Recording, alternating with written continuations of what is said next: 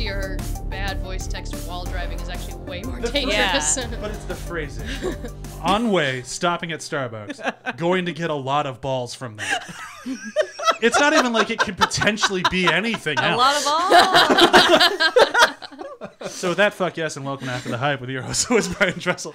With me, as always, is Jonathan Hardesty. Balls. CHEWIE Darso. Balls. And again, Emily Blake is not here this week. Yeah, it's very sad. But I think she's on a job that She's making money. She's making money, and I don't remember exactly, but I think this was one that she was excited about. So yeah. I'm assuming we're gonna go with that. We're gonna go with that. And who you just heard is who she asked to be on for her. That's me. Amanda Timpson. Timpson. Timpson. Yes. I keep wanting to say Timp. I mean, or Thompson or Templeton. I've gotten them all. That's a lot more letters. Yeah, you'd think, and yet. So they look at Timpson and say Templeton. Mm-hmm. What, they watch the Charlotte's Web or something? I have no idea. Everyone has dyslexia, you guys. Everyone. I mean, I'm Darso. Whatever and I do you get mean? Dawson a whole bunch. My name That's is closer. Amanda Timpson, which does not seem terribly complicated to me, No. and yet I have gotten every perversion of my name you could possibly imagine. Bill Smith. Okay, not that one. Everyone but that one. Have you gotten Michelle Dunn before? Hey. All right, anything that starts with an A and a T. So like Andrea Thompson, Amy Templeton. I've gotten Michael Dunn before. Michael Dunn. Michael Dunn. That's good. Which is kind of a cool Actually, name. That's like your spy name. Yeah. Yeah. Spy name or a romance novelist name? Yeah. Or that. Michael yeah. Dune. Michael Or a Dunn. spy who writes romance novels as a cover job. There- yeah. New career. Yeah. So that very clever joke was Michelle Dunn is here. Hey! A lot of balls. The last one we had you for was high school reunion, right? Correct, yes. That's It's right. been a while. Yeah. It has been a while. That was That was back at our first recording area. yeah, that was the first I'm Burbank sorry place. it's taken so long to have Oh, you back on. no, it's okay. I haven't seen a movie since, though. Let's do a quick where have you been doing? Okay. I'll Yeah. go first. Go for it. Because where I've been doing was the movie that was last week. Ocean's 8, guys. I don't remember, of course I don't remember, I wasn't here, of what you guys said. And you don't listen to the episodes. Yeah, I don't. Because usually I'm here. What an endorsement. But Was it better than Oceans 1 through 7? I've only seen the first Ocean's 11. Which Ocean's 11? There's two of them. The one or one? The one with Clooney. And he is very important in Ocean's 8. Like, he opens it and he closes it. It's a movie about female empowerment, but it's also about George Clooney. And impressing him. It's about a dick in a box. It is a woman-wronged movie that also stars women obsessed with fashion and jewelry. And it was directed by a man. So, So we've recapped last week's episode. yeah. It's like you were here, actually. It looks like she agreed with our last I week's had a episode. decent amount of friends say that they were surprised and enjoyed the movie when it was out on my news feed when it was first in theaters. So my expectations had been brought up, and they should have stayed down. See, I that's where you I get felt in trouble. cheated because I thought there was going to be more to it, and because they were like, oh no, there's like a job inside the job. And then when we watch the movie, that other job is just them stealing more jewelry. And it's about getting revenge on your ex-boyfriend. The Yeah, job was us, so- the audience. So, not impressed. But Please stop. Rihanna had more lines than she had in Battleship. Yes. She also had a 9-ball. Don't forget it, because there's always a 9-ball. 9-ball! But yeah, so I'm looking forward to just talking about this much better female empowerment movie. Yeah, we went for Female Empowerment Weekend, and only half of them are actually about female empowerment. Oops. I can go next. I don't know how much to say about this thing because it's very, very early on. But they took one of the original screenplays to Alien 3. And if you are all familiar with Alien 3, there was a lot of very good drafts of that movie. And we got one of the versions. But they took what is widely considered the best screenplay, and they're now making it into a comic book. Interesting. And the first issue of it came out, and I've kind of leafed through it. I've already read the script because I had to read it in screenwriting class in Columbia, so I know the whole Every story. one of the screenwriting classes in Columbia start with all the drafts. Exactly. Of Alien 3. Yeah. So if you went to Columbia, you've Not read everyone. the script. I didn't. It's So lucky. Yeah. It was. I took some screenwriting classes. This is like it was part of like the doesn't matter. It was one of the development classes, like to get into screenwriting. Okay. But either way, so they've taken it and they're not really changing too much. Like it's still pretty much the same script, and the art's really good. And I think it's a really cool idea to give like the Alien fans like one of the lesser out of the franchises movies. Like here's a different version of it. I think it's kind of a cool way to do that. I think more movies should do that. Like we should get Hellboy 3 as a comic book. Like we could do the Amazing Spider-Man 3, the Andrew Garfield one, as a comic book. Like these storylines that were kind of left unfinished, I feel like this is a great way to do it, and there's enough fans out there to kind of like justify the cost of it. So this is the first one that I've ever picked up. I know they did it with Judge Dredd, the Carl Urban one. Like that one got a comic book sequel. Oh yeah, that was good too. Yeah. I read that one. So could I get a sequel to Super Mario Brothers, the movie that I never got? I mean, They but promised that's at the end. I feel like they should. Like I think like, it's a really good I'm opportunity the only to one do that that. wants that. Oh no, that's I a know. great film. Yeah. Thank you. Yeah, I'm a fan. I'm a fan. Dennis Hopper with a bunch of spiked hair, like that's Taking mud baths. Yeah, maybe. Yeah, I'm with you. It's so 90s. It's not even funny. I love it. But I it just is I so love the funny. behind the scenes of the movie. I don't love the movie. Yeah. It almost fair. killed I love Bob both. Hoskins. I love both. Either way, I was if you Mario. if you haven't been to a comic book store recently and you haven't seen that they've done this, I'd recommend picking it up. It's only like $5, and the first issue is good, and I'm excited to read the rest. I've added it to my pull list, so I will continue reading it unless it gets shitty, which hopefully it won't, because I actually liked this draft of the script. So this was my favorite draft of the script, so I'm excited to read it. Fingers crossed. More so, yeah. So here's hoping, but check it out. Hooray. I'll go next. I started watching Big Mouth on Netflix. Bubble bath. Bubble bath. It's really good. I really enjoyed it. I wasn't expecting to laugh as loud as I have, and that's a bad thing when I watch this shit at like 1, 2 in the morning. I got to stop watching things that are either really funny or really scary, because if I make any noises, that just wakes everybody up. A lot of yelps. Yeah, but this was more like as we were saying off the podcast, blast laughing. I was laughing a lot with that. It was like, because I didn't really read any reviews of this, and I heard you guys talk about it a little bit, and that's about it. I went in pretty blind, and Did you start I'm now watching blinded. it because of Bubble Bath? Bubble bath. It's so nice when you can go into something unspoiled though, because that's really hard to do these days. Especially Yeah. with comedy. Like, Yeah. I got to go in as like blind to anything comedic as possible. The enjoyment just goes up like thousands of %. Yeah. What do we guess? So I've been spending a lot of time in my car because I'm in production on a TV show right now. And the one thing that I love about hour-long drives is free podcasts. Yeah. So one that I'm listening to right now. So with everything going on in the world, it's been interesting to like dive back into like old politics. So I'm listening to this one called Slow Burn. Oh, so good. And season 2 is all about the whole Bill Clinton, Monica Lewinsky scandal, which I feel like kids of our age, like 90s kids, we all were alive during it, but we don't exactly know all the details of it because we were too young. And so to like listen to something that is like portrayed and thought out, and the episodes are like, it feels like true crime. Like it feels like really interesting, and it's a really good like car podcast. So if anybody's really interested in like that era, I would highly recommend.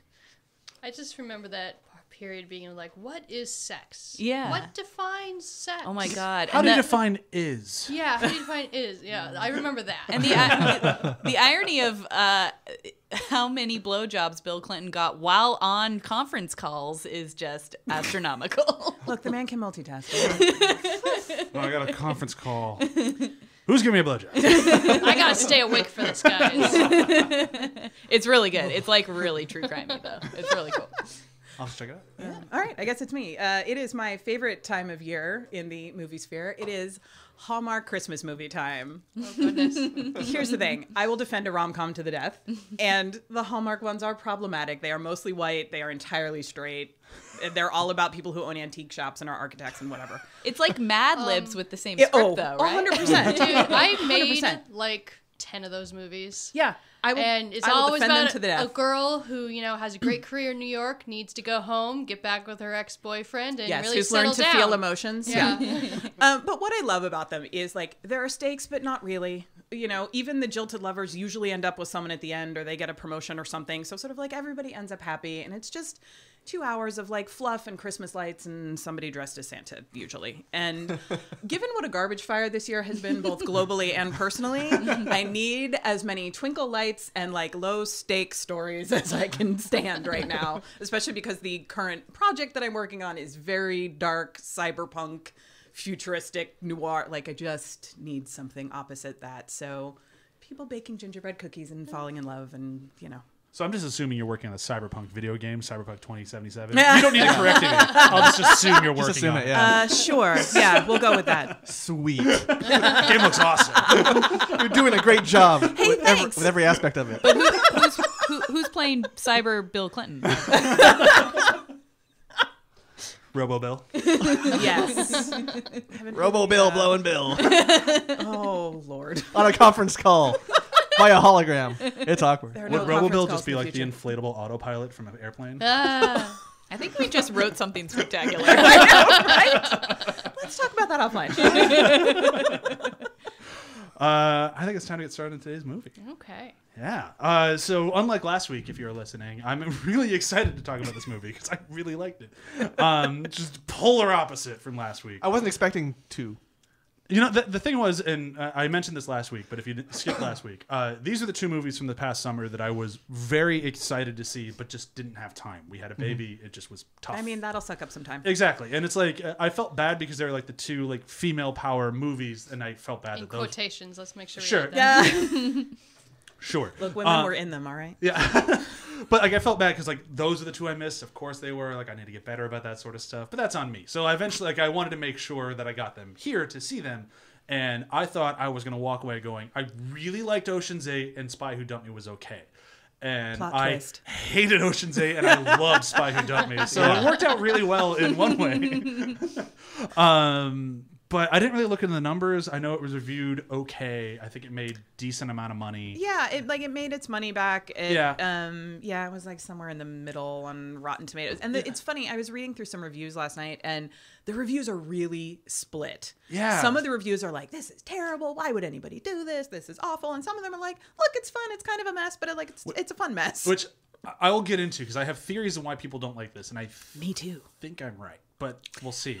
I don't know. I have a hard time understanding why anyone would not like this. I'm usually wrong, so we'll see. As long as you know your limitations. Well, I'll bring I'm up aware. the numbers really fast. This actually was a way cheaper movie than I would have expected. Ooh, I would have guessed 15. No, it's more than that. 20? 40. Oh, wow. Way more than I thought. Honest- The action's great. So it was 40 million, and worldwide it made 75 million. So not an amazing take, but no, but I'm wondering how it's doing now that it's out. yeah. They might get a I imagine those. I bet it did viewing. really well on that, like the 2 weeks before it hit DVD, and like you could Yeah. rent it for $20. Yeah. I imagine this type of movie that did like, oh, I wanted to see that. I can pay $20. I think, It's also such a like you want to put it on at home and you would watch it like 3 times. Oh. yeah, Yeah, movie. yeah, and it's a great one. Like, oh, I haven't seen this. Like, you haven't seen this? I'll watch it with you right now. Yeah. Come Yeah, with yeah, me yeah. and watch this. Yeah, It's a 'cause lot of it's fun. fun, Yeah. yeah. But before we go any farther, we have to do a breakdown. You sat in the chair. That means you're doing it. Oh, boy. Our bear looks like he's drunk, by the way. I like that aesthetic. He does look like he's cosplaying as a drunk Stay I- Puft Marshmallow Man. Now I want to get him like an empty beer bottle and tape it like upside down in his paw. That is my party goals. He's got like a cigarette hanging out Yeah. his mouth right there. Yeah, but like a smoked cigarette. like it's just ash and filter. All right. Yikes. So 30 seconds Oh, God. for all of the Spy Who Dumped Me. I actually think this one might be a little tough. There's more plot in this than I thought. Yeah, there'd I be. realized that when I was rewatching it last night. I was like, I didn't remember a lot of these things happening. There's a lot of stuff in here. So we'll see how you do. Oh, boy. 30 seconds. Here we go. Go. All right, so Justin Theroux is a badass spy and beating people up with a cue ball in I don't know, somewhere in Latvia. And then suddenly Kate McKinnon is singing karaoke and it's someone's birthday. And then turns out they're dating and Justin Theroux's a spy and they're going to burn his shit. But then he comes back and there's an assassin. And then stuff happens and Justin Theroux gives Mila Kunis the MacGuffin, the most MacGuffin of all MacGuffins. And onward they go to Europe randomly. And that's You're out of got like time. a quarter of the way through the movie. I think you made about 15 minutes in. You didn't even mention Trader Joe's, though, so I don't know. We hadn't even gotten there yet. There's like a whole Trader Jeff's or Organic Jeff's or whatever the Oh, it was sorry, called. yes. I will say this: if you're going to fail, at least fail spectacularly. And you did great at that. I mean, I embrace the idea of failing big and failing often, so Well, there you go. And then some other stuff happens. I don't know.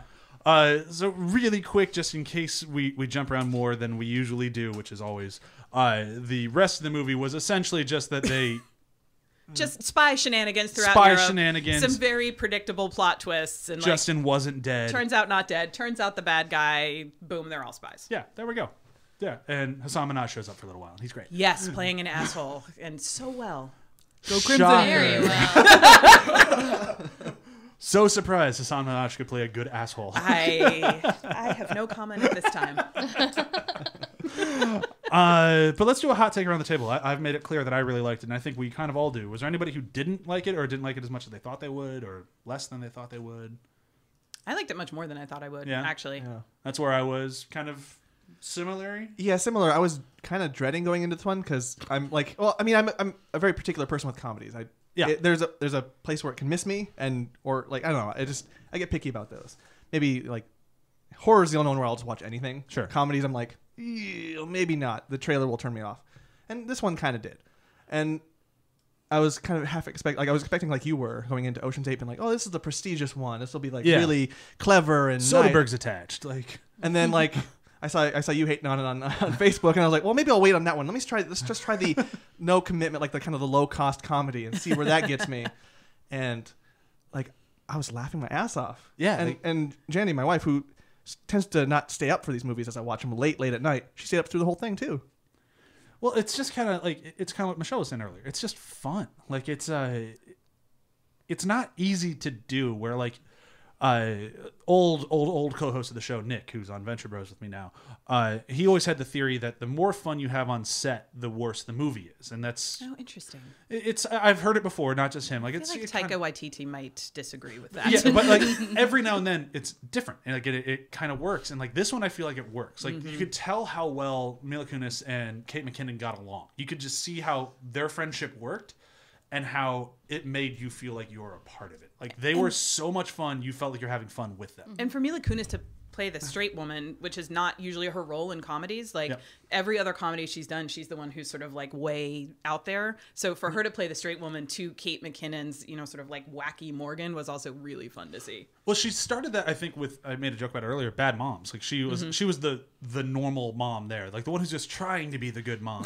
And it's like I think she does it really well. I think she can play both of those characters really well. She can be kind of the crazy person, and she can be the straight one to play off of. And I didn't expect it from her. Like I kind of, up until Bad Moms, I'd kind of forgotten about Mila Kunis. Like, How do you ever forget? How could you forget Jupiter Ascending, Brian? easily. But that's like I feel like she's just kind of, she just hasn't done a lot of things that are like in my wheelhouse. Like there's not things that I gravitate. Maybe I'm towards. just a big fan of her because I always just wonder what she's doing right now. It's weird that she's married to Ashton Kutcher, but I guess they're meant for each other. I mean, Jackie and Kelso were just born for it. Yeah, But sure. And honestly, she's more memorable than his stint on The Ranch Everything. on Netflix. Is anyone she's- watching that? she Season is 3 such coming a up. better actress than Forgot he that is. was even a thing. Making the big dough. I thought that got canceled. No, it's still going. I know somebody that works on it. I mean, Ashton I mean, Kutcher good for the needs a people dog. working on it. Yeah. I just don't understand how Netflix renews The Ranch, kicks off Danny Masterson because of sexual shit, Yeah. and cancels American Vandal. Like, what are you guys doing over there? They really. I have some theories about that, but that's a whole other podcast. Oh my god. I mean, I can sum up my theory really quickly. There's a wall with all their shows on it. They throw a dart. That show gets canceled. No, they have an algorithm that they don't share. Bullshit. Otherwise, you wouldn't have canceled Sense8. I just don't believe you. That show did really well. Yeah, It really got hit did. by a dart by Sense8. Anyhow, Spy Who Dumped Me. Well, to go along with Brian's theory or your ex-podcast host theory, Sure. I read the IMDb facts about this, and one of the things that the writer-director Susanna Fogel had the whole cast and crew do a bunch of escape rooms together. so fun. And I guess what Interesting. emerged out of that chemistry wise was that Mila Kunis has like a leadership quality where she would take the lead on a lot of this stuff. So I feel like that actually works in her benefit to play the lead, the straight man. And like it ends up being, she ends up being the one, even though Kate McKinnon is like really funny and does do a lot of stuff, Mila Kunis actually ends up being the more capable of the two as far as like the actual spy things. Like she does the switch of the trophies. She puts the thing up her, you know, Vagina. Anatomy. Yeah. And so it's just kind of interesting that like putting a bunch of actors in a room for like a chemistry thing, like she would emerge in that. And I think that translated onto screen too. Yeah, it's a really interesting idea, but it clearly paid off. Like it worked. Like especially like I wonder how much changed in the script after that. Like how much changed between like their friendships, because like that was one of my biggest takeaway from the movie that I enjoyed the most out of it is I bought hook, line, and sinker their friendship. Yeah. Yes. Like it was one of those like I could totally buy Kate McKinnon having trouble having any other friend. Yeah. Like I get that. She's a Except little her mother. much. She's a little much. but like as much as you love her, you could totally see it as like, yeah, she's a little much. Well, and on the same end, on the opposite end, Mila Kunis has this like kind of dark, like pessimistic attitude going in with like no ambition whatsoever, stuck at a job, like trying to find love, but like you could see why she isn't very social and doesn't have a lot of friends, and like loyalty is really important to her, which is why Kate McKinnon is like her best friend, and that's, you know, and why the plot of the movie is that like Justin Theroux dumps her, and so like loyalty is like her biggest kind of like thing that she's looking for. And what I love about this, and I saw an interview with Susanna Fogel where she talks about it, that their friendship doesn't change. Yeah. There's no manufactured drama. There's no like backstabbing, double crossing. There's They don't no fight over the boy. Yeah, there's no jealousy over Sam Hewn. Like their relationship is the rock solid foundation of this adventure. And I think if they had tried to add some sort of like twist where they start to not trust each other, the whole thing would have just fallen apart at the same time. They even cut that off at the pass when it's like, you trust her? Yeah, I trust you. Yeah. And that was it in like the conversation, the car conversation, I Yeah, think. like, except me, right? Yeah, well, yeah. Yeah, of course, obviously. And then the movie like honors that the whole way Yeah. through. I was Yeah. like, oh, Yeah. that's perfect. The thing that I liked was I feel like the only real conflict moment they had, like when Kate McKinnon got legitimately mad with her, was that like, you just did awesome things and you're refusing to own it. Will Yeah, you just I love admit that how scene awesome so you much. are? I love that scene.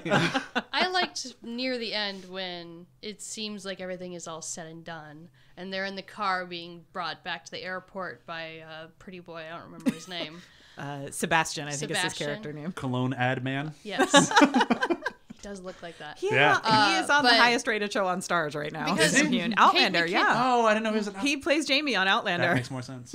Morgan, Kate McKinnon, wanted to stay. She's like, we're gonna be spies now, right? Like this is our new job. We're, Even like, though super, she's the really one good that's at it. bad. Right. And Mila's just like, no. No. And she just doesn't understand. Like it's the first moment where like there's real like disappointment where they're not on the same page, quote unquote. Yeah. And then the level of excitement when Morgan finds out it's in your vagina?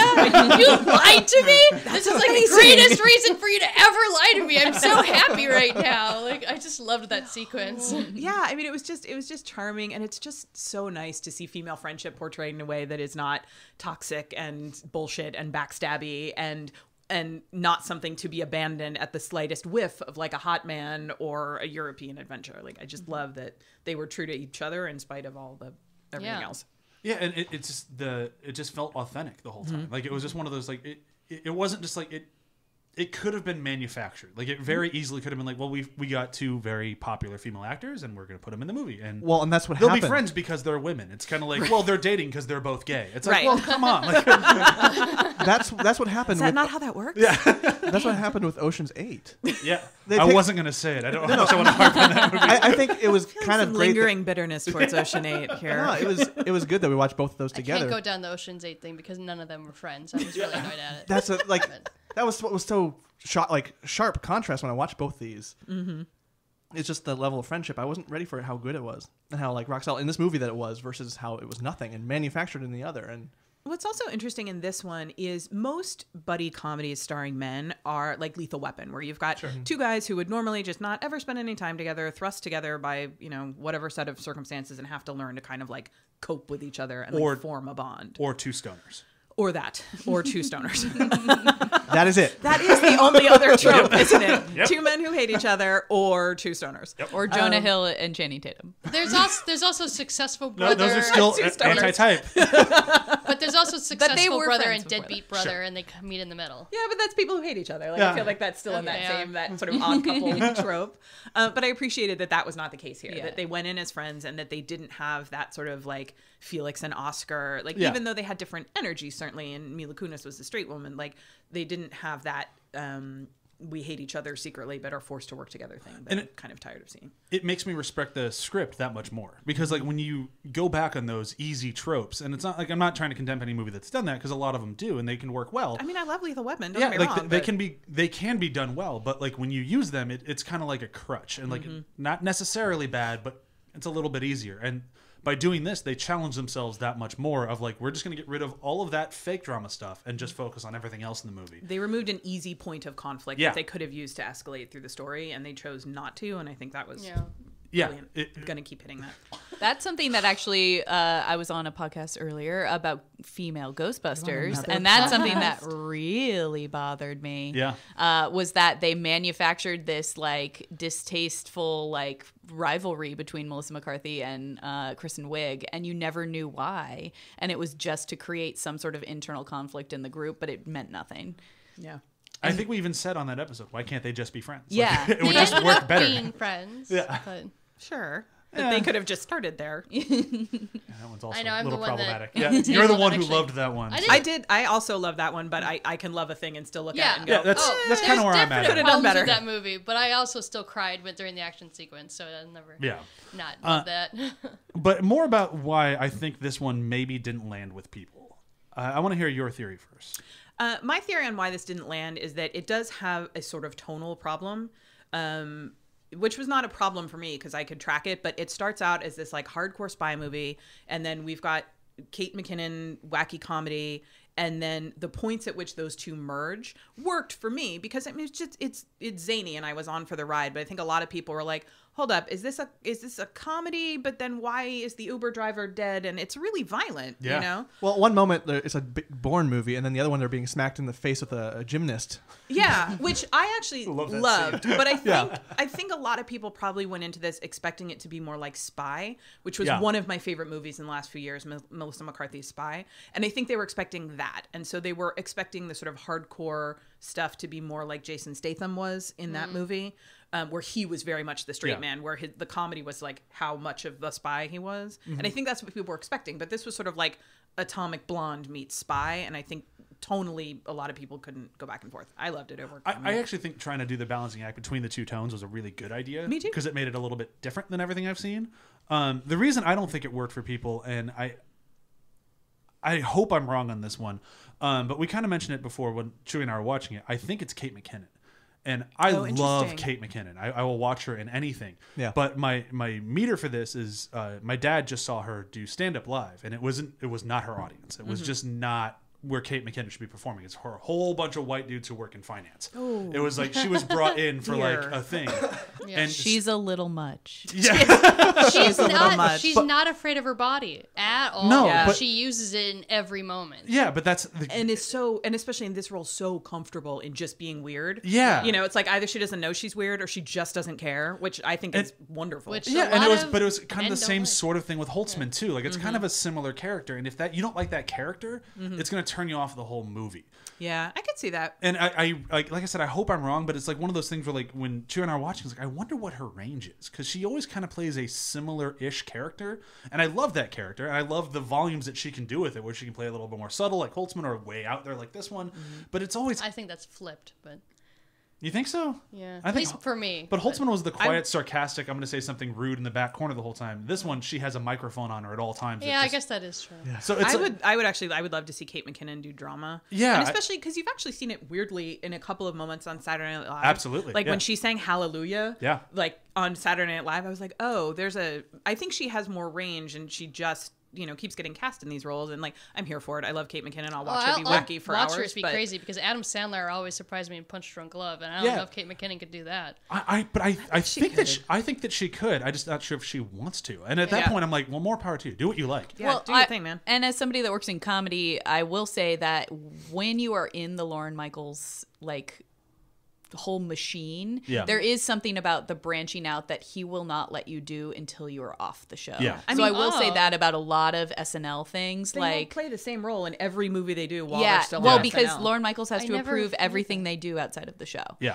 So That and contract is ironclad. it's ironclad, Yikes. and he has to relinquish them to do other projects. So if he says you're going to do The Spy Who Dumped Me, or like she says I want to do this movie, he looks and sees, is this in line with who you're playing on SNL that people will come back to for? That makes sense. And so until she leaves, which you can see a lot of prominent people that have left recently to do other things, like really out of the box things, and that's because they can't do that anymore. They can't live in this approval like machine. Yeah. So That makes sense. yeah. So it'll be interesting to see what she does Yeah, outside. but of I it. don't think she'll do it until she leaves SNL. I agree. It could even be that she doesn't want to do it until she leaves SNL. I mean, who knows? Because I mean, like, the style of comedy that she has, both in this and like her stand up, it is very much sketch comedy style. Like and it works. And like I think it worked really well in this movie, but that doesn't translate to a lot of other ones. So I think until we can get to that point where she's out of this, it might still be a problem for her in movies. It might still be like, I don't really like Kate McKinnon's character, therefore you won't watch this movie. And that's fine. Like I am not an Adam Sandler fan in Yeah. general. So at like every movie he did, especially while he was still on SNL, I was like,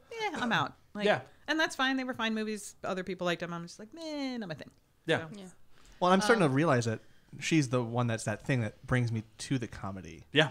Whereas, like, I don't know if I would have watched this without her in it. And now that I did it, like, she was what kind of kept me in terms of its funny moments, like that weirdness. I mean, I'm grafting onto that. Like, I'm catching it. I'm picking up what she's putting down. And there's something about her, like in general, I am not a fan of those kinds of like wacky physical comedians. I tend to find them exhausting over time. They tire me. Yeah.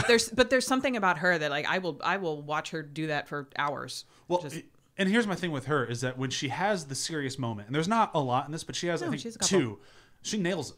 It's not like that was a weak moment. Like, I guess you got to give her something. No, she did a good job with it. She also doesn't try to steal the spotlight away from Mila Kunis. Like when there is a moment where it's the two of them, she has the funnier lines, but you also feel like as an actor she is giving Mila Kunis like equal time, and you do believe that their friendship is equalized and she's not just the comic relief, but that they are equals, and that actually like works really well. She's very generous with that.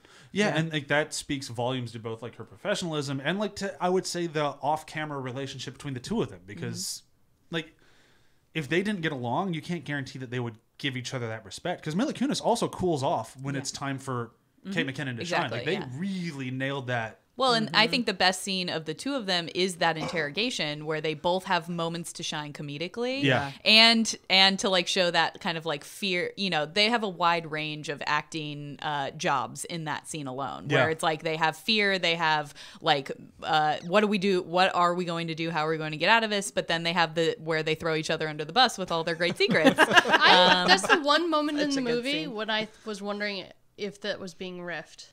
Like, is this They the one moment apparently- that was not written? They apparently the only scene that is riffed is the one at the very end when they're in Tokyo. All of the food puns, that was apparently all improv. Because Kate McKinnon's a genius. Yeah. But yeah, the rest of it apparently was scripted. Although I But like wonder, Audrey has HPV, Morgan has HPV. That's like the most on point girl friendship, like throw under the bus thing. Like everybody has HPV. Okay. I liked Morgan has lice as an adult. Yeah, I think my favorite was the Morgan can't come because she's on antidepressants. I can, it just takes a while.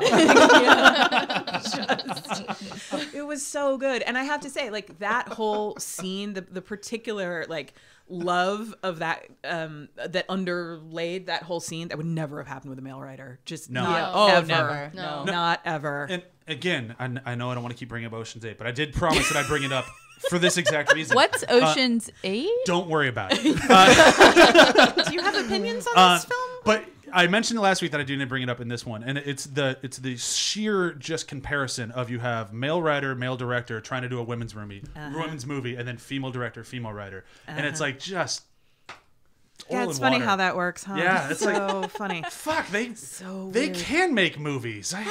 Well, and that's No one idea. of the that does actually spark on something that some of the criticism that this movie got that just drove me insane has to do with the varying standards for female directors and male directors, female writers and male writers. Is I think a lot of people are like, this movie was not a runaway hit. It did not make $230 million its opening weekend. Women can't direct and can't be funny. Ugh. Hold on.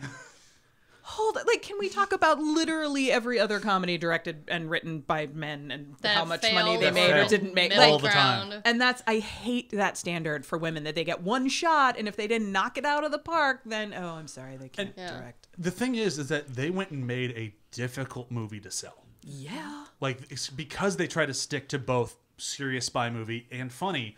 That's tough to do any sort of trailer for. Well, you know what I actually find ironic about that that point is that Susanna Fogel's previous movie is called Life Partners. It's also a really complex movie about female friendship, Oh, so and good, but though. it's like it's such like an indie movie that like nobody would see. Sure. And instead of writing that again or doing another twist on that, she's like, what sells? Oh, action comedy sells. So I'm gonna take the bones of that, like what the story I want to tell, which is a complicated female friendship, and put it into an actual movie that would be in theaters. Like nobody would go to theaters to see Life Partners, but people would go to theaters to see something like this. Whether it's still on the brink. Like I do agree with Amanda that like Spy really launched this kind of genre into like we can actually make these movies and people will go see them. But like I also think that Susanna Fogel was trying to be like, how do I get a really complex relationship into a movie that people will go see? Well, and she did what dozens of men have successfully done, which was she directed a small indie. Yeah. She got some attention, and then she got big money to make a studio film. And it shouldn't be rare for women to do that, but it still is. Yeah. And I appreciate that while doing that, she still stayed true to what she loves to explore, which is female friendship. Yeah. Like that's amazing. This would be an easy movie for many studios just to steamroll to hell. Oh, Yeah. yeah. Like, because I like Justin Theroux, but he's not like the biggest name out there. Like most of his claims to fame are off camera of like his Writing, like yeah. social I life. honestly and, like, didn't even remember who he was. But You were like, he was plays married my to Jennifer favorite Aniston. Charlie's Angels bad guy. See, Oh, but right. other- Oh, but he's super see, I Irish really for no like- reason. Super Irish for absolutely no reason, and really like ripped the other as all guy. hell. Yeah, I forgot his name right Sam now. Rockwell. No, He's the other villain in the first No. Charlie's Angels movie. no, the slick back haired dad in Back to the Future. Crispin Glover? Yes, Crispin Glover. Oh, I love Crispin Glover. he's like an ancillary bad guy. yeah. He's Did there. no one watch The Leftovers though? Because that actually proved that Justin Theroux can act. Yeah. I Justin didn't. Theroux can totally act. yeah. Yeah. It's. I just don't think that like when you think action man leading star, you're never gonna say Justin Theroux. Sure. Like it's like, and He does wear a lot of leather jackets in real life. I just want to say, That doesn't surprise me. Somehow I'm and he not hangs out with the surprised. Queer Eye guys. He's like BFF with Jonathan Van Ness, which Again, is amazing. Doesn't surprise me. I know I'm friendships back are so weird. tracking a little bit, but I wanted to get to the two things that I was thinking that held this movie back. Well, hold on, just while we're still on Justin Theroux, then we'll jump right back to that. But the thing is like when I'm saying studios could steamroll movies or just something like that, it feels weird that they go Justin Theroux for our leading action man. Because I feel like if they'd thrown in somebody else, because you could still kill him in the Spy, first they scene. do Jude Law, and Yeah. But even Jude Law's a bigger name, and he's had like the Sherlock movies. Like he's done some actiony things before. Like I feel like Justin Theroux was just like a one rung too low to get more people in seats. interesting.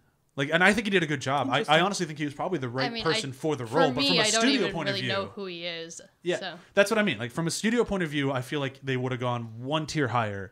But from the filmmaking point of view, I think they made the right choice. Might have been harder to sell that turn at the end though. And see, I would Yeah. have, I would have actually flopped that criticism for the actual love interest, the Sebastian Sam, guy. Yeah. Yeah, like I don't know what Outlander is. I've never seen him before, and he's like a generic European to me. Yeah. And he Yeah. was fine, like he was totally fine. But that would have been the role to put somebody, I think, because he's more in the movie. Yeah.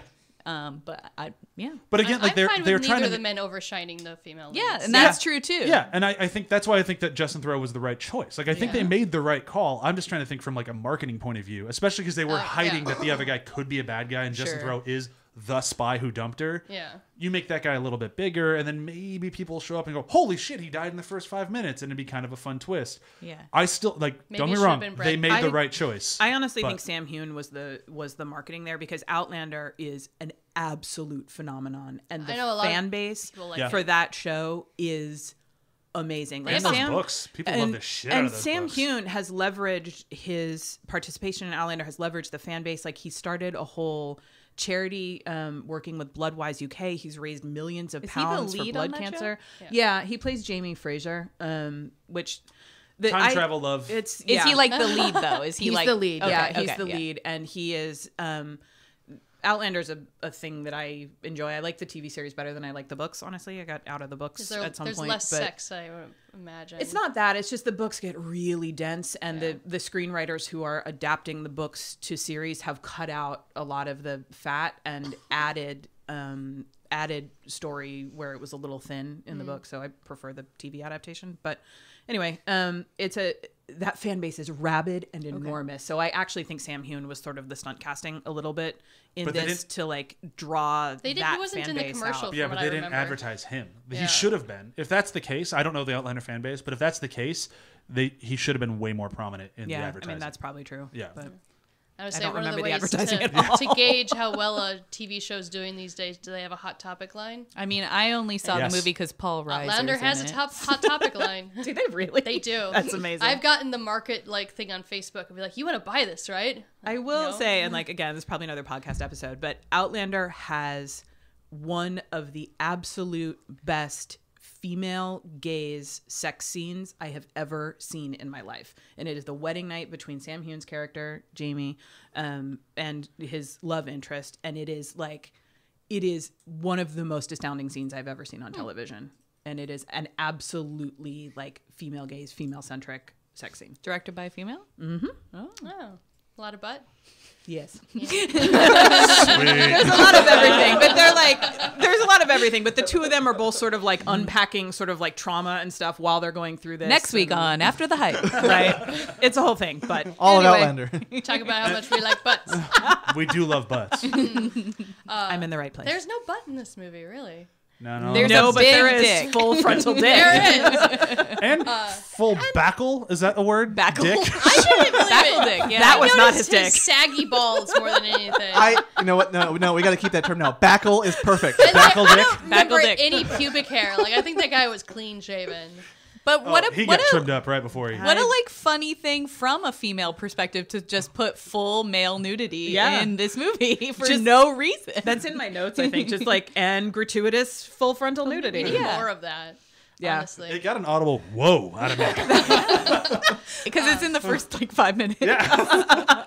Well, and it's because it's also the first moment in the film that I think you really start to understand the tonal balance between the violence and the comedy. Yeah. Because they'd been in separate scenes until Yeah. that point, and now it's there's a butt naked assassin. But we've staring already down. seen him clothed 2 minutes ago. But what he is- was in He the went to go shower. shower, he went to go yeah. shower. And he was I missed not that line. wet, by the way. I mean, look, they Well, do he took this the with clothes off. women in movies all the time where they're fully clothed and then randomly naked, so I'm not mad that it happened here.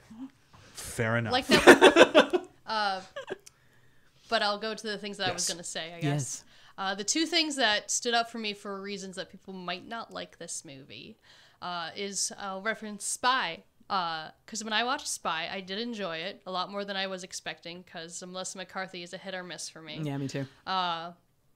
But she was, that's that whole female, oh no, is she going to be able to do it? And then suddenly she's the best in the world at it, which Yeah. is Spy. And I liked that they didn't do that in this movie. And Yeah. I can see how a lot of other people might not, because Mila Kunis and her are just kind of, they're doing good, but a lot of their really great moments are mistakes. Oh my During God, the the thing action with the sequence with the stick motorcycle, the stick shift, but where I think she did slam on the gas to actually get him to fall, but Yeah. most of it was by accident. And somehow it all just kept working out in their favor. I mean, they didn't plan on that bus hitting him. No, they did not plan on that. Deus Ex Spoiler Bus. alert. Or I guess Bus Ex Machina. Yeah. But there's no moment where any of them are secretly fantastic at anything. She shoots a gun. Except for her aim because of video Yeah, games. she suddenly has very Yeah. good aim. A great setup and payoff, by the way. Morgan Yeah. Morgan references that she had previously already had circus training, so she the Been whole a great thing in setup the and air, payoff. but she isn't actually good at it. Yeah. She's just kind of flopping around in the air until she does her dismount, and then that was fantastic. That was perfect. It's the first thing she learned at Yeah, Soap Camp. just learn how to land that. I gotta say dismount. that fight sequence is actually pretty good. It was My God, amazing. it was, It was decent. when she popped the Russian or Ukrainian, whatever she was, girl, and she popped up and she was suddenly a combination of 7 and 9 and Lakudis, I was like, oh God, nerdgasm right there. Anyone who likes Star Trek and didn't just watch the movies. So the action sequences in this were so Well directed. Yeah. good. And clever, very clever. Yeah, I think it was the same stunt team from Atomic Blonde. I think I remember hearing That someone movie say did in an not interview. pull me in. Atomic Blonde. Yeah. No, I mean Atomic Blonde has no heart. That's probably why. Like I felt like,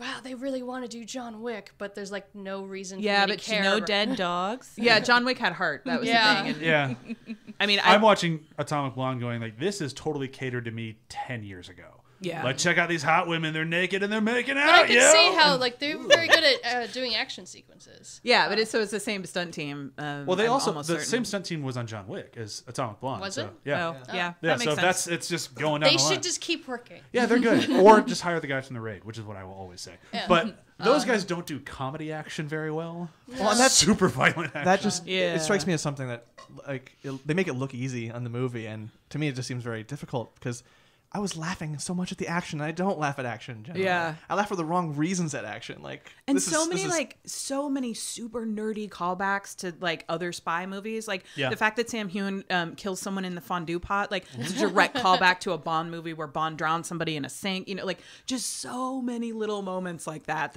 like you don't need to get them, but if you do get them, you're like, oh, just I really wanted someone to yell "Fawn, no!" But no, the puns don't No, happen to the end of the movie. Fawn, Fawn, don't. don't. Fawn, don't. Sorry. I actually prefer yours. Fun. No. The other thing that I think turned some people off from this movie is they suffered from Titanic, let's get back in the boat scenario. Like they were explain. forcing themselves Just into the so, like, situation. we kept thinking that we're like, oh, this feels like the end of the movie. Oh, but yeah, there's it's- like 45 more minutes. it's really long. Oh, Yeah. okay, no, That this was feels like one of my the end of the complaints. movie, and now there's another thing. I'm like, so it's just kind of like I ended up loving each thing we got into. Yeah. But there were like the weird lulls. It was where about you half really hour thought too that long. it was getting wrapped up, and then it wasn't. So there's a lot of people these days that get frustrated by that. Yeah. And a lot of people are frustrated just by the idea of a 2-hour comedy. Like Yeah. and I'm willing to give the rope for an action comedy because action scenes just take longer, especially as like we've gotten farther away from like the 70s and 80s. Like we want our action sequences to go on for a while. Yeah. Like it's like back in the day, it's like under 5 minutes for an action scene, we're good to go. Now if it's not 10 minutes, it's like, well, we didn't get our money's worth. Yeah. And it's like, Man, yeah. that car chase in this one too. Holy cow. It I was went just on like- for a while, but it was good the whole way. It was, but it was one of those ones where, you know, because I do this for a living, I kept thinking about the logistics and I kept thinking about that poor stuntman who had to hang on to Yeah. the ski rack for probably 2 days. Like, If not a week. yeah. I'm going to have a totally different, by the way, why I think this failed Oh, go for it. criticism. I think the title. Yeah. I think The Spy Who Dumped Me is actually the least. It doesn't tie into the actual plot at all because he literally could have not dumped her and they could have made the same exact movie. It could have just been that he shows up and is like, you need to take this trophy, and then dies, and then they go on this adventure and she's fulfilling his last wish or whatever, which is what ends up happening. But I don't think that him dumping her actually plays into a lot of the movie at all. Well, that and Then it's it not. wouldn't have been a play on a Bond title. I guess so. But if you're gonna play on the Bond title, then play on that movie a little bit. Yeah. Yeah. They really agree. didn't play Didn't. on Bond much. I They totally do agree. They do have Bond like shot callbacks, but they don't Yeah. really like do any like plot callbacks. I honestly, because I knew so little about the movie, really the only thing I knew about the movie was the cast and that Emily liked it. Yeah. And that was about all I knew. And it's like, so I'm such a James Bond fanatic, and I saw Spy Who Dumped Me. So clearly, there's gonna be a lot of callbacks to Spy Who Loved Me, and there's Yeah, not really. barely. Yeah. there- Well, that's why Almost none. the title bothered yeah. me. I don't Yeah, think you're that's wrong. fair. Like Yeah. that's Oh, that's why I wouldn't have rented it. Yeah. Like it's I why look you at a wouldn't title have like that, rented I'm it. like, okay, it's Yes. a comedy, See, it pulled me a in. supposed Also- spy comedy, and like the title, like it just didn't. There wasn't anything. I guess I'm the It's- minority on this because I loved the title and I loved the poster because the entirety of The that poster was so is the good. poster was references to the James Spy Who Loved Me Bond. poster. Like Yeah. so that worked. But I agree. I feel like cute titles are risky because Yeah. either you like it or you don't. Like there's never Yeah. like it doesn't bother me. Like when you go for a cute title, you notice it. Yeah. Yeah, I definitely noticed right away that it didn't have much relevance to the actual movie, and I'm forgiving in that realm because I Yeah. like the the hoodwinkedness of advertising sometimes. Also, I know a lot of people don't, which is why, like, when someone tried to sue the studio after seeing Drive, and they were really angry, and it's like a lot of people want to get exactly what they rant thought about they that would get. forever. But I feel like if you're going to a rant like The Grove in the middle of the day and you're looking at the screen and seeing what the titles of the movies are that you could see, it's not, it's like, oh, you think you know exactly what's going to happen in that movie, The Spy Who Dumped Me, in seeing the title, and so you're like, why would I need to pay to see that? But even based on the title alone, you could assume that you're getting like a James Bond spoof movie, like Scary Movie. Maybe. Yeah. Like if you knew nothing about the movie, you just saw that title, you wouldn't be wrong assuming that you're seeing one of those. Yeah. So it's like, I agree. So just on an advertising perspective, which is kind of what we've ended up talking about criticism wise, I think that actually kind of was a disservice to the film. Yeah. I mean, it's upsetting that marketing has so much control over a lot of movies these days, because people are just so high up in their trailer game. They just love trailers, and if the trailers don't get them, then they're not seeing the movie. And like this one, it's a tough movie to sell. It has a cutesy title. It's really hardcore action, like violent, hardcore, well done action, and really funny. Like, and it's a lot of things that work, but you need to see the movie. And for some reason, the genuinely good female empowerment movies don't do as well as the pandering ones. Yeah. Can't imagine why that would be. It's so frustrating. But that also ties into like a lot of the humor here is from the female perspective, I would say. Yeah. Having seen enough of the male comedies to not like them very much, it's like I cued into a lot of that, the interesting tonal shifts and the way they handle it, the things that they choose to do. It's just not how a man would have done that, and I feel like I don't know if it's a type of thing where we would acknowledge that was why we wouldn't necessarily be interested in seeing it if that was what we were biasing against it.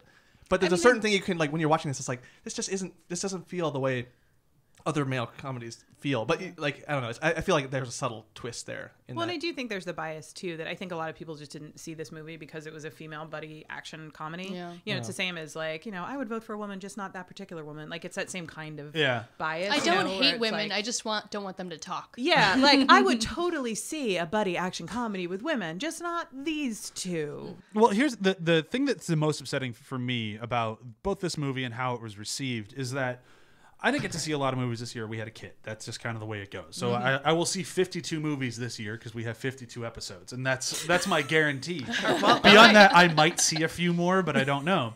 But out of everything I've seen this year so far, and we're pretty late in the year at this point, I would say this is my favorite action comedy of the year. Like, it was well made. The action was great. The acting was great. The story was engaging. Everything worked. And it's just, it's frustrating. Like, when you have something like this that just works on all accounts, and then you have what you very accurately said. It's like a lot of people are like, well, it's a female action comedy. I'm not into it. Yeah.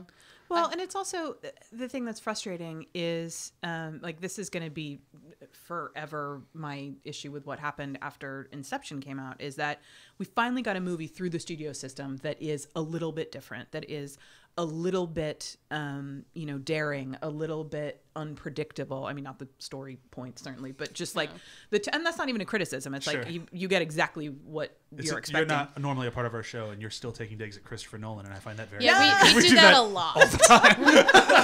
I mean, Which makes me feel bad because I always love his movies. I love Christopher Nolan so much, but he's so easy to take digs at. Yeah, but what I meant with the Inception thing is, like, Christopher Nolan played the game, right? Like, he made predictable studio films. He got enough gravitas. He made Inception, which was a really cool kind of out there movie, and then it made a crap ton of money, and the studios went, well, it must have been a fluke. No. So, like, we made a thing that was different, and see, that's not bad, and it drives me crazy. And that's what happened, I feel, a little bit with this. It's like, it's a movie that's different, and it's great, but it's scary and weird and different. It's Makes me crazy. Even with it being women, though, I think it's just kind of this particular style of action comedy in a way. Because I also love, I'll reference two male-led movies because I don't have very many female of this. Because that's all there are, really. The Other Guys and The New Guys. A lot of guys in these things. Speaking of titles of movies. Or is it The Good Guy? What's The New Guys? I'm forgetting the name of it. As soon as you said it, I'm like, that's the wrong title, but I Yeah. can't remember what the right one is now. The God Russell dang it. Crowe and Russell Oh, Ryan Nice Gosling. Guys. Nice Guys. Sorry. So, The Other Guys and Nice Guys. Woof, you guys. Woof. New titles. I'm still coming off having a baby, from what I understand. My brain is not supposed to get better. Oh, for I a meant the year. title writers. Wait, did you guys have a baby this year? Yes. We also saw Ocean's 8. Well, one of those things is amazing. They're the two most important things in our lives. But those two movies, I also saw. I actually got to see those in theaters. I would have seen this one in the theater, but Baby. baby. And We had a baby, for some guys. reason, though neither of those performed as well as people wanted them to. Yeah. Yet I adore them, and they're also very much comedy action meshed well together. And just two opposing people that had never really been casted with each other before, but somehow had insane chemistry. Yeah. So to me, I'd put these three in the same wheelhouse where I'd watch them back to back, and I love it. Yeah. And it's just weird to me that they do keep making these movies every few years, and they just underperform. Well, I think underperform is also kind of a tough metric, because part of the problem with movie metrics these days is you've got like Marvel films and everybody else. Yeah. And we're in this weird place where we're assuming that if the movie doesn't make 5 times of its budget in the first 4 days, that it's some kind of failure. Trust me, Like, I hate that, especially with Sony. Yeah, and, everyone's like, just it's such a disappointment. this I'm movie like, what? made its money back And more. You And know, more. and more, and that's just domestically. So that's a success. Like But that's yeah, like, more opportunities for Susan We Fogel. stopped doing the middle movie. Yeah. Like, I think well, the last Netflix is doing them now, which I love, and Yeah. I'm glad. Not all of them. The are middle done movie well, works but, you really know. well But they're with trying. horror still. Yeah. It's paralleling our actual society right now that there is no middle class anymore. It's just Also the true. elites and the poor. Oh man, now I'm depressed. Now, if you want to be a moderate, you're called a centrist, right? Yeah. That's what I've been hearing. Centrist. Yeah. So this is a centrist film Yeah, I guess. It is, but I mean, this, it's like I with was full saying, frontal nudity. R-rated centrist. I don't Maybe know. what was the word we just came up with now for it? It's like- Backle. Backle. It's backlist. But it's like I was saying It's fun, earlier, no. like, I will defend a rom-com to the death, and rom-coms are in that same area. Yeah. Like they're middle budget, easy to shoot movies, and we need more of them. That But might I be would getting say a there's a- resurgence because of Crazy Rich Asians doing Yeah. so well. And because of Netflix, Yeah. is backfilling a lot of that gap. But I would also say there's a built-in audience for rom-coms. Like, there is just people out there where the only movies they will watch are rom-coms. They love them. They make them feel better. Yep. They can get in. They know exactly what they're going to see. They're going to enjoy it. I don't think there's a built-in audience for this brand of action comedy. Which is weird because, like, you would think if a straight couple were trying to choose a movie, the This woman would be like, perfect. the Right. woman would be like, oh, I want to see this movie with a bunch of female leads, and the man would be like, okay, well, at least it's an action movie. Yeah. You know? Or he'd be like, well, I heard there's full frontal nudity, so I guess I Surprise! was wrong. I got a face full of backle. I just want to say real quick, just this is making me think of the one movie that Brian had me watch and kept going, it's funny. And I was just like, why is she naked with boy. My Bloody Valentine? Oh, I totally agree on that. You're 100% right. Why was she naked? Because her boobs were in 3D. And she's naked that's the for reason. about 10 minutes, it feels like. I feel like But I it was a asked that 3D question horror a lot. movie, and that's the only reason she was naked. We need a 3D movie with just some penis. We really mean, do. Yeah. I mean, to be fair, there's so few things you can defend about Jupiter Ascending, but gratuitously shirtless Channing Tatum is one of them. And He he's is also a the dog. only one. He is the only one in the movie who takes off his shirt for really no reason and then doesn't wear it for like 20 minutes. So, I'm tired of this shirt. I mean, ostensibly it's to heal a wound or whatever, but like It heals all Sure. wounds. I need to heal my wound. Let me take my shirt off. Everyone's better now. that movie just makes me angry because it could have been so good and it so wasn't. I want to see the ballet. But I'm Sure. sorry, there's a ballet. yeah, Yeah. there's a ballet. yeah. I recently read about this. It's in Seattle. It's starting soon. It's based off that dude's score, like his music. It's called... Field Trip. Yeah. That sounds amazing. What haven't we hit in this movie? I know we've been more talking about the experience of the movie, which is fine. But is there anything in the movie that we have not hit that we wanted to? The only person that we haven't talked about, in my opinion, is the gymnast assassin. She's intense. She's awesome. she's a level of intense that almost seems inappropriate for this film, but she commands that screen. Those eyes. The thing with her was like, oh, I like, she's, the femme fatale. She's just gonna fuck people up. I'm into this, like, whatever. And then she won me over as a character when they're like, who's your best friend? And she looks at that balance beam. She did have my favorite little for me, I'm like, so she's like a cross between 90s fashion and La Femme Nikita. Yeah. She's like, what? It's very confusing. The old spy movies of women where they're just so serious, and then this one where it's not. Yeah, it's like she's very serious, but wearing an ice cream dress. Yeah. But she did have my favorite little moment, which is, she's like, who am I looking for? And like, a pair of rude Americans. And then there's like 4 below her that are all like a blonde and a brunette doing something stupid. And she's just like, I give up. I can't. There's a lot of digs at Americans in this movie. And rightfully so. Rightfully Have you met us? so. When the dude comes into the hostel and they all start pointing guns at him, he's just, Americans. He was going to rob us. Oh my god! When he murders that guy, Oh my god, does he murder him?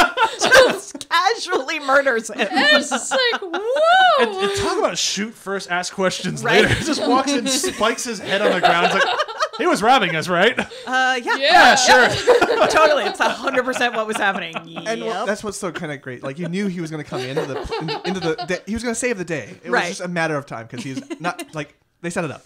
There were I so wasn't- many set pieces ex machina, and I'm just not even mad about it. Because they did it so well. But you expected him to save the day, as in be a distraction and let the spy save the day. Yeah, yeah. Not save the day is was going to pick him up, turn him upside down, and then spike his head on the ground. Like, it's Yeah. He's a pro wrestler, whatever country he's from. Oh, good. And it's right after they gave him like the grossest poop joke in the movie. Yeah. they take him down so many notches, and then he's a hero. Yeah. But I love that. That's great. I feel like we also have not given enough due time to Gillian Anderson. We haven't given any time to Gillian Anderson. I got another dig at Ocean's 8, guys. Oh, boy. Is it Gillian Anderson? No. No, Gillian Anderson. Gillian Anderson. She did not sacrifice any of her femininity. And she also did not sacrifice herself at all. Like, there was no skin smoother on her face. Yeah. You saw her face. Yeah. And she was beautiful. Yeah. And I don't care how many wrinkles she has. She's beautiful. And I'm just like, Sandra Bullock, can you please stop wearing a filter? Just walking around with just a filter on your face. Your face just looks like you just have a fuzz thing over it, like some muslin or something. And Your it's face is blurred out of out. focus. Yeah, your face is out of focus. It's a lot of Vaseline on that lens. Just own yourself, for goodness sake. Like Jillian. I did a short with Justine Bateman a couple of years ago for Funny or Die. And she, if you follow her on Twitter, like, she's very upfront about the fact that she loves that she is aging and that her face is character now. And she literally just like walked into the hair and makeup room and was like, little bit of lip gloss, little bit of mascara. And the makeup artist was like, all right. Like, Yes. it was great. You know? Own yourself. Don't feel bad about aging. Don't feel bad about who you are. I mean, that's the message of this movie at the end of it, really. Kind of. No. I don't know. I mean, But yeah. in the way that they don't, there's no one with skin smoother on their face in this entire film. And I see that so often. Maybe Hassan For- Minaj. There's a I mean, possibility there. His skin was pretty he's a very perfect. big He was ego, pretty I guess, impeccable. in this Yeah. movie. So And hey, that backle was smooth. Yeah, it was definitely smoother on that. Oh, man. We're making it work. Hashtag Backle. We're bringing it Backle. It's been really nice being with you guys, but I think I Backle to the future. Oh, no. yeah. I'd watch that movie. The Empire Strikes Backle. and I loved And we've launched a whole porn Ow. series suddenly. Backle Street. And boys. Jillian, she is the straightest person. She wouldn't be laughing at any of these jokes. In this movie. She'd just be sitting there waiting for us to be over, and then she'd dismiss us. She does have my favorite line in the entire movie, which is, I'm not frozen, I'm just disappointed. That's a great. I might use that on our child someday. The thing with her though is that they let her be funny while not ever being a comedian. Like Yeah. she's just funny by being that deadpan. And Yeah. it's like by being that committed. Yeah, and it's not something that a lot of actors can pull up. Men, women, whatever. Like, that's a tough comedic role to pull off. And she does it so well. Like, I love Gillian. I mean, I've loved her since X-Files, so, like... Who doesn't love Gillian? Yeah. Scully. Yeah, but it's just like... And she's in Hannibal, and it's amazing. I never watched Hannibal. Yeah. I know both you and Sam Someday. have told me to watch Hannibal. Someday. I'll get to it. We bone her hard for Hannibal, all I right? am never going to get through my watch list. Hannibal's on it, but who knows? It's on I there don't know. somewhere. I literally have an app on my phone to keep track of all the things I'm never going to watch. But yeah, I thought she was great, and everything that she did was made better by how much Kate McKinnon loved her. I mean, the one time that she almost broke was when Kate McKinnon Morgan is just like, "All right, I'll be there Monday." And she just starts going, "No, No, don't no, come to the Morgan, office." don't come in." It's like, Here's the thing: you can she see got her a job. Yeah. But do you She's think still that she dead, still yeah. has to see her? I was like, I will let her work here as long as she's long never as in I the same room as never her. have That's to the only see her. reason she did it. It'd be like, she will never leave me alone. One of my like possible quotes I wrote down is something Kate McKinnon says to her, which is, "I have so much respect for you that is circled around into objectification." Oh, yeah. That's on my list, too. Yeah, I texted that quote to Brian. So Yeah. I I feel like we're forget it. getting there Are organically. we So let's getting just start with quotes. Great. Favorite quotes. Well, that was it. I mean, I feel like I already said mine. I'm not frozen. All I'm right. just disappointed. All right, I'll go with my second favorite, where during the very like actual spy, like serious spy sequence when they're in the circus something whatever I don't even know The what kind of final party set they piece. were in. Yeah. And what's his face says, "Oh, I've been blown," and then Kate McKinnon goes, because in that moment, Who has blown you? This isn't funny. So many good one-liners. because I could tell you, I've been that person. I've been that exact person at work so many times. All of our listeners are surprised now. This is their surprise Yes, I face. know. Remind me to tell you a story off the air that I cannot share with your listeners. My quote is technically not in this movie, but they say it in this movie, and that's all that matters. And mine comes from Kate McKinnon decides to bring home. What? You'll get it. It'll make sense. Kate McKinnon brings home the assassin, not knowing that he's the assassin, and she's like, "I've been teaching him about women, and say the thing I told you. There's no limit to what we women can achieve, Michelle Obama." Yeah, you're right. That is in the movie, but not of the movie. Thank you. They didn't write it, but it's still in the movie. It's just that trained puppy, like, "Oh yeah, women are great. All right, I'm going back to breakfast." My favorite is when they're at the cafe, and Kate McKinnon's trying to get a hold of Mila Kunis' character. Burn. She's like trying to shake her arms and and then she's just like, "That's not burn," and everything starts from there. And I just Her bad pantomime is really great And too. see, in that moment, we are in John Wick. Yeah. Yeah. Yeah, and that cafe, by the way, is the exact same cafe from Red Sparrow. They didn't even redress it. They were about to tear the set down, and Susan Fogel was like, "Hey, can we use that?" Can we have the set but without the rape? Yeah, well, Can we leave the rape out? and they did. Can we clean the set before we just get the Oh, steak let's off get of it? the Red Sparrow out of here. Ugh. God, I hate that movie. Yeah, no, it's not good. It's not good. One of the things that I really loved about the film, as far as actually paying homage to other spy films, is it does something that I really love, which is it's the little things about moving the plot along that regular spy movies skip over, which is, how do we get money? How do we drive a stick? How are we doing actually doing things? And so when they run out of the apartment and they get in the car and they're like, "Oh my God, we have to go to Vienna. What do we do?" Kate McKinnon opens the glove box and goes, "Oh, our passports are still in here from our trip to Tijuana," which is like the most clever way, because how else would they get to Europe? But they make it a plot point to actually explain a thing about how to get somewhere, and I just love those little moments. So even though it's like not the most memorable quote, it's something that I like will remember from the movie as like they actually like acknowledge, okay, how would we logistically get these women to Europe? Yeah. Although that did also lead to a thing that annoyed the hell out of me, which is the whole thing about them stealing the passports from the Australian people. You don't need passports to cross that border because it's all part of the EU. And that I was like, really? But the first one worked. Yeah, the first one totally works. But then we got to hear two Australians say "bum bag" a lot. That's true. So it was totally worth it. Well, that's all we need in life, I guess. Also, how much Kate McKinnon's mother loved Patrick Dempsey. That was so For good. no reason. Her You know parents were who's handsome? Patrick Dempsey. She had my second favorite quote where like Morgan has just called them to say that like they've murdered someone in there in Prague, and she's like, I don't like Eastern Europe. It's too gothic. I didn't realize until this movie that I was a fan of characters getting off topic in terms of like that way. And the way that they do it in this movie is my jam. And Only I, if it's Jane Curtin and Paul Reiser. Those parents have their priorities straight. Also, the reveal that Morgan's name is Morgan Freeman is Yeah. really great. I can get a reservation anywhere. And It's just a surprise. I loved Sam Hewn in particular interacting with Kate McKinnon's character because he's got a couple of moments like he just had a couple of moments like that where he's just like he doesn't really know what to do with her and he's just like, oh yeah, no, I just put that together. And it's like and there's just something about him that's so big. I think because he is so sort of like generically European and whatever, to just watch him try and like parse the insanity in front of him is just hilarious. To use a Noel Fielding line, what is you? What is happening? Although he does it to Mila Kunis' character too in the beginning, Yeah. like when they're walking out, and he's like, "Well, people are sometimes Australian." He just has a lot of those really sort of like quiet one-liners that Yeah. have just made me laugh out loud. Review system for this week: spy movies. Any and all spy movies. All right, I'm going to tie this in a weird way. For how hyper masculine and bulldozery and fantasy Born Identity, this movie is better in for women. Like however much men be like, this is my vision of me. If I was in this situation and I'm gonna murder and I not care and just destroy Europe.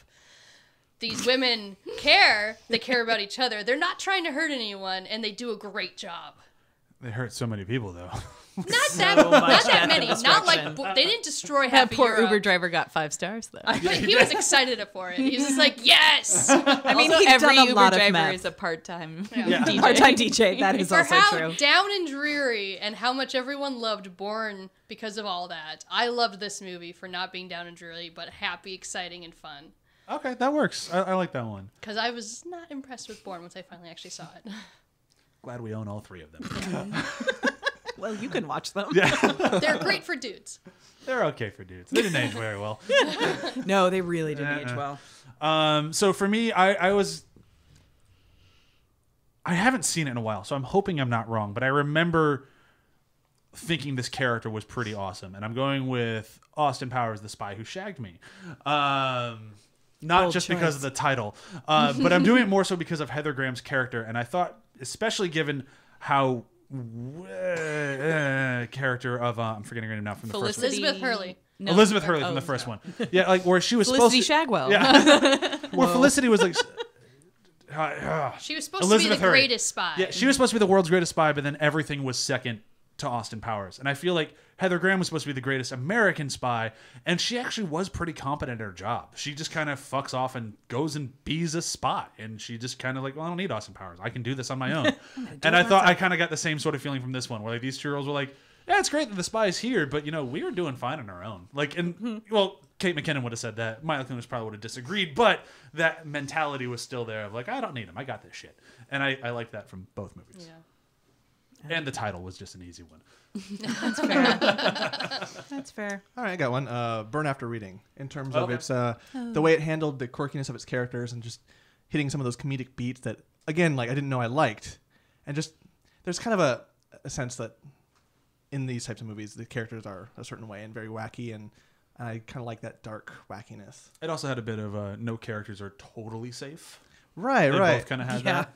that's true. There were a lot of moments in that movie where I was like, whoa, wait, they did that? Oh, you just shot that guy in the head. Yeah. I was not expecting to lose the Uber driver. I was not getting either. invested in him, and then I was like, oh, I was like, and you're not we're going to children of okay. men him, are you? Oh, they did. There he goes. Oh, there he went. Oh, there he went. I just recently rewatched the entire Mission Impossible series from start to finish with a friend who'd never seen them. Ooh. And I've always remembered that this is like one of, if you go back and just like look at the movie, is Mission Impossible 3, which is the J.J. Abrams one. I think a lot of people forget about, but it is a very well written, if we're talking about like setup and payoff, MacGuffins, a lot of great action sequences, and a heart to it. Like it's the only one with heart because that's the one with his wife. I think that it's a really great movie, and Philip Seymour Hoffman is a really great bad guy in it. And it's a really like Felicity quirky, was a spy in that one. She's and great. Felicity is a spy in that one. Thank you, J.J. Abrams. And it introduces Simon Pegg, who brings comedy to it, and it's just like a really well done, entertaining, from start to finish spy movie that feels very complete and like is really different from 1 and 2. Which like one is like the Brian De Palma like dark, really quirky but really dark and weird one, and 2 is just the John Woo crazy action one. And I feel like Abrams really launched the franchise with 3, with like finding the tone, letting Tom Cruise shine, but like also bringing in these like secondary characters that are really interesting and having just like a really solid plot. But that's my favorite like fun spy movie. I was going to do Spy Who Shagged Me, so Sorry. that's okay. I'm actually going to compare it to Atomic Blonde in the sort of like compare contrast. We talked about it a little bit earlier, where Atomic Blonde has that same sort of like, it's really violent. There is a sort of an odd MacGuffin in Atomic Blonde that you never really understand what's going on there. But whereas Atomic Blonde is very dark and sharp and it's sort of hopeless and unrelenting. Unpleasant. Yeah, kind of. Like it's a hard thing to It's watch. like just pessimistic watch. Yeah. Had a very pleasant soundtrack. Yeah, it did. It did. And a really good dye job. And I didn't dislike Atomic Blonde. It was just a hard thing to watch. Whereas generally, if I'm going into a spy movie of some sort, like I want there to be some fun in there somewhere, some, like crazy stunt or something. It was just You hard. have to have levity in those kinds of things because Yeah. they're so outside the realm of normal everyday life. Yeah, exactly. Whereas this, Spy Who Dumped Me is full of heart and levity, and it's it's a little bit sort of like Atomic Blonde meets Keystone Cops kind of thing, where it's got this really physical element of comedy, and like even some of the deaths are like, oh, that guy died by fondue. Like it's just so I think it's an interesting point of comparison, where this one was so much fun but still very violent and still sort of like cutting a bloody swath through Europe, and still lots of like double turns and twists and who's on what side. And so I can safely say I enjoyed the movie more after the conversation than I did before, and I already really liked it. oh, look at that. Singing its praises for an hour and a half really kind of helped me like it a little bit more. There is something that I wish could happen, but I don't think it ever will in a movie like this. Where at some point during an action sequence, when they're doing their fun, like, oh my god, we're achieving this, or defeating, or whatever it is, it's the funny action sequence in this type of movie, and then have them go by like Matt Damon or James Bond, because I can't remember his real name right now. Just one of them. Daniel Craig. Just them also racing in a chair somewhere. Them just cutting each other off, making eye contact, and then separating and not acknowledging that it even happened. Oh my god. Just to hint that at all times Eastern Europe is being blown up by some Americans. Right. Just really need to keep Americans out of Eastern Europe, really. For the sake James of the Bond is country. British. Yeah, whatever. But he's still always traipsing around Eastern Europe. Eastern Always Europe is in, like, always being destroyed Prague. by spies. Poor Prague. If we could just keep the spies out of Prague for like 5 years, just let it rebuild. Give him Just welcome to Prague. No spies. give him a break. All right, we need to bring this episode to a close. Let's do a round of plugs. For me, as always, listen to Venture Bros. The Venture Brothers podcast comes out every Monday. We just finished season 2. We're now into season 3, which I love, and it is actually a little bit squishy. Not everybody loves it, so there's a lot to chew on in this season, and I'm really excited to dive into it and tell everyone why they're wrong and that it's fantastic. Whoa. We love doing that. That I took a really turn. do. Well, it's such a good season, and somebody's like, man, it's not as good. Shut up. Fine, it's great. That was a preview of the upcoming Of season. the rest of season 3. Shut up, you're fine, it's great. And Backle. There actually is some Backle in season 3 of Venture Brothers. Sold. Dear. Sweet. And then, of course, listen to Samwise every Tuesday, correct? Tuesday, yes. Tuesday. And Sam will answer all of your questions. Using Lord of the Rings in their special editions. Yeah. Are you having any issues in your life? Or you just Bring have them to us. questions. Yeah. Like somebody asked, how do they deal with their girlfriend using their bunnies as emotional like battery? And it's like, what? I'm sorry, what? Yeah, they're using their bunnies as like emotional weapons. And Like children? Like in a fight? Yes. it was a very vague question, but it worked. And Sam had a Definitely great need to answer. download that episode Yeah. because Yeah. I have questions. Yeah. Well, so did Sam, and I believe that was how she. You did not give me enough details. I will do what I can. Are it they was throwing the bunnies at you? What is happening? Welcome home. Here's a bunny. Do you feel bad? You should. Weaponized rabbits. That's amazing. Sharp, pointy teeth. That's it for me, though. John, anything to plug? The website, athpod.com. Articles every week, Wednesdays and Fridays, and they're all very good, written by very smart people and fun people. You. And good conversation. No, I'm neither of those. John hasn't written in a while, so he can say that. Oh, finally some truth. Good advertising. Yes. There are ideas up there. There's just also babies in my life. And Yeah. toddlers. Babies, they get in the way. Yeah. Everything, man. Jesus. Stop wanting me to feed you. I don't care if you've shit your pants. I want to make cookies. I'm trying to write a paragraph, damn it. That's why I prefer the babies I can give back at the end of every day. So does Sam. That's what she's doing right now. I love this baby. Here you go. I'm an excellent the only- godmother. I will plug again my job. Please keep watching Superstore. I love Yeah, that show. yeah, thank you. I just Me met, too, love the show. weirdly, one of the writers last weekend who Yeah. wrote last season. She's on another show now. Anyway, we geeked out for a minute. I don't get to hang out with the writers. I walk by them a lot. But it's still a great show. I think we're doing a great job, and It's a each really season gets fun better show. and better. I feel like it's one of those shows, like one of the best shows that like nobody's talking about. It's Well, just, more and more people are talking about it. That's That's the a night. good We thing. got a slow burn going, guys. We might actually last as long as The Office. Knock on wood. It's in my head. I don't know Wait, what you knocked on your forehead. I have questions. She just had a baby. I'm really dense, guys. She had a wood plate inserted. Yeah. It's the closest thing I got.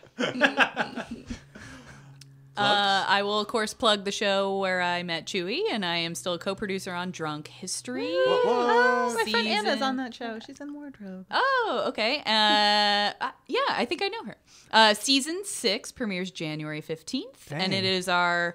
we're doing a little out-of-the-box episode structure exploration this year. So our premiere episode is all one story about Mary Shelley and how she wrote Frankenstein. Oh, sweet. And we actually do a little remake of the Frankenstein book, starring, and in that, Victor Frankenstein and the monster are played by Seth Rogen and Will Ferrell. Oh, that's so So, fun. We got Will Ferrell back. we got Will Ferrell back, and Nice. Mary Shelley's played by Evan Rachel Wood, and she's amazing Perfect. and wonderful. Sweet. And it's a full half hour. It's really fun, and you will That learn a sounds lot about amazing. history. Is it kind of paced like your Hamilton episode? Yes. Okay. Yeah. So the whole story, it's an Are You Afraid of the Dark parodies called Are You Afraid of the Drunk? And it's Oh my told around a God. campfire, and And I'm in. This is a win. Like, Yeah. I already know it's a win. and we do a couple of these little different formats this year in our 16 episode 6th season. So it's pretty That's fun. cool. I'm still That's so sad I cool. wasn't able to be a part of it this year. I know but you ditched us for America Ferrera I did. and that She baby. pays a lot. Yeah. Oh, that's fair. She's keeping our baby alive right Yeah. now. As well as her own baby, which she had like a month before Yeah, us. acceptable. More like a week. Really? Oh, Yeah. I didn't realize it was that Yeah, close. it was America, it was me, and then it was America's stand-in. We all had our babies within like 3 weeks of each other. That's fantastic. Oh my goodness. I have nothing to plug. Everything I'm working on is either in development or hasn't been announced yet. So yeah. What's your Twitter handle?